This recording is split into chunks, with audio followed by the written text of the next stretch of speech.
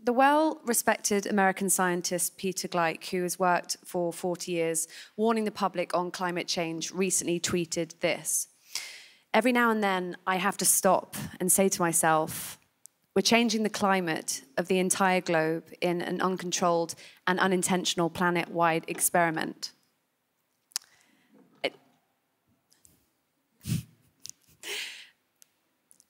It blows my mind. Well, it blows my mind too, and I'm sure it's blowing your minds also, every day. So many of you here tonight are invested in raising the alarm on this experiment that will impoverish our children's futures and perhaps ruin them altogether. But we remain in this bubble, and still so many people just don't really get it, which is just weird. I think we should talk about this dual crisis in terms of heartbeats. Let's use heartbeats as a unit of time. After all, we do that often in the music industry. And in songs, they're fleeting seconds, and they're usually lost to lust or love. But in the biosphere, every heartbeat has a consequence. In one heartbeat, 1,000 barrels of crude oil are burned across the globe. Count 6 heartbeats and you lose a rainforest the size of a football pitch. I feel like that's imagery that most of us know now. And still people, just hear it and just, carry on. In heartbeats, an entire ice shelf can crash into the sea and change our future. A heartbeat takes about a second for a human, but it doesn't have to be destructive. Imagine if we spent every beat doing something to build a really positive future, not adding to this mad, cruel experiment, the one that we're in right now. Then we'd add those beats together to make powerful minutes that change everything for good for all of us.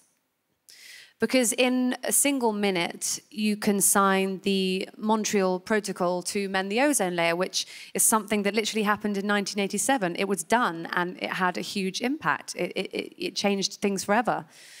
In a single minute, you can switch investments from bankrolling destruction to putting money into rewilding, one of the best things you can do. In a single minute, you can sign your $3 billion company over to the planet, which we've all read was just done by Yvonne Chouinard of Patagonia, who did exactly that. Yes. That's very cool. That is the coolest thing. So imagine what we can do in this industry, in music in particular. I still think so many more artists can speak up about this, to be honest. I'm just going to say it, I really do. We have a huge carbon footprint, massive. In one tour, we can displace 10,000 kilograms of CO2 by going electric and renewable, which is something I tried to do on my last tour. It was only a teeny tiny tour, but nevertheless, we tried and we did it successfully. So it is possible. In one post, we can mobilize fans all over the world, post on social media, to call for action on climate and nature. In one heartbeat, we can completely change this industry. So why don't we? Why aren't we doing it now? We just have to step up and show up, because we have a rapidly closing window, as we all know. I think it's, we're realizing it more and more now, in which to address the climate and nature emergency, which is what it is. I know many people here, many of you are doing incredible work. As I said, really, really amazing. And I'd love to speak to you individually about it, because I'm always trying to learn myself. But I know that you need more and more support. So go through every single person on your phone that you work with, every associate, artist, tour manager, everybody, and make sure that they are committed to acting on emissions, on pollution, switching to renewables, which is possible. We realize that now. And to those who are in the public eye in the industry, we need more from you too. In truth, sometimes the only voice I hear is my own.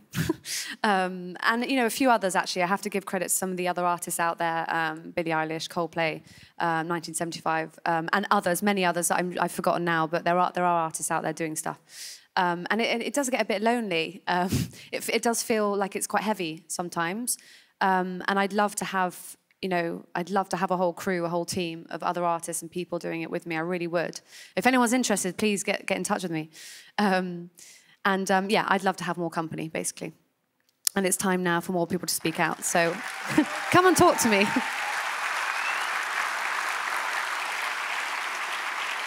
So really what I'm trying to say is that this is the time for everyone to make solving the climate and nature crisis just their priority, because it has to be. We need to throw absolutely everything at ending this experiment and instead building a future.